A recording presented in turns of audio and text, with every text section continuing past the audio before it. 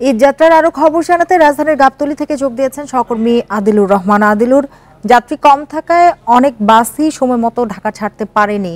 জানতে চাই যে যাত্রীর ভিড় কম কেন?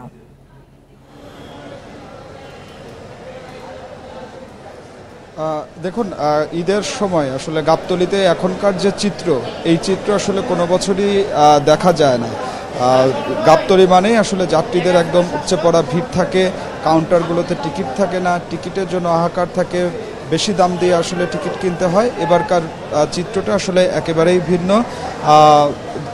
অনেকেই কিন্তু আসলে আগে ভাগে, বিশেষ করে হচ্ছে আমরা যাত্রীদের সঙ্গে কথা বলছিলাম, তারা বলছিলেন যে তারা আগে টিকিট ছুটি পেয়ে গিয়েছেন, যে কারণে আসলে তারা এই মুহূর্তে আসলে ফিরছেন। আবার যারা ছুটি পাননি তারা সোমবার অথবা মঙ্গলবারে প্রিয়জনের কাছে ঈদ করতে ফিরবেন। কিন্তু কাউন্টারগুলো থেকে আমাদেরকে যেটি আসলে বলা হচ্ছে যে শুধুমাত্র 8 তারিখের টিকিট বাদে বাকি যে তারিখগুলো রয়েছে প্রত্যেকটি তারিখের টিকিট আসলে কাউন্টারে রয়েছে, কিন্তু যাত্রীদের চাপ নেই, যাত্রীদের চাপ একেবারেই কম। আপনি জানেন যে এখন আসলে ভাগ হয়ে গিয়েছে।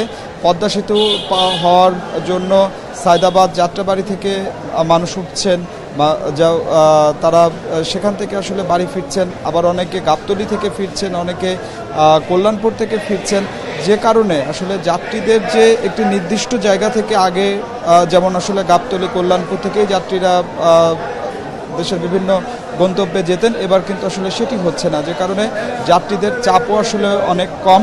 আমরা বেশ কিছু বাস সন্ধ্যার পর থেকে আসলে ছেড়ে যেতে দেখেছি, যে বাসগুলোতে আসলে পুরোপুরি বাস যাত্রী ছিল না, মাত্র কয়েকজন যাত্রী নিয়ে আসলে ফিরছিলেন। এবং কাউন্টারগুলোর পক্ষ থেকে বা পরিবহন সংশ্লিষ্টদের পক্ষ থেকে আমাদেরকে যেটি আসলে বলা হচ্ছিল যে বাসে যাত্রী কম থাকার কারণে অনেক বাস কিন্তু আসলে দেরি করে ছাড়তে হচ্ছে। তার কারণ হচ্ছে তারা অপেক্ষা করছেন যে যাত্রী পান কিনা, তারপরে গিয়ে কিন্তু আসলে দেখা যাচ্ছে যে কোনো বাস 1 ঘন্টা 1.5 ঘন্টা দেরি করে ছাড়ছে, কিন্তু তারপরেও যাত্রীদের যে চাপ বা যাত্রীদের যে ভিড় সেটি আসলে বাস সংশ্লিষ্ট যারা আছেন তারা কিন্তু আসলে পাচ্ছেন না, যে কারণে পরিবহন সংশ্লিষ্টরা বলছেন যে তাদের ব্যবসায় এক ধরনের কিন্তু আসলে ভাটা পড়েছে। এই মন্দাভাবের কারণে বাসের যে সংখ্যা, সেই বাসের সংখ্যাও কিন্তু আসলে তারা কমিয়ে দিয়েছেন। আগে ঈদের সময় প্রত্যেক দিন যেখানে আসলে 10টি 12টি করে বাস কাউন্টার প্রতি ছেড়ে যেত, তো এখন আসলে বললেই চলে। আদিলুর, আপনাকে অনেক ধন্যবাদ আমাদের সাথে যোগ দেওয়ার জন্য।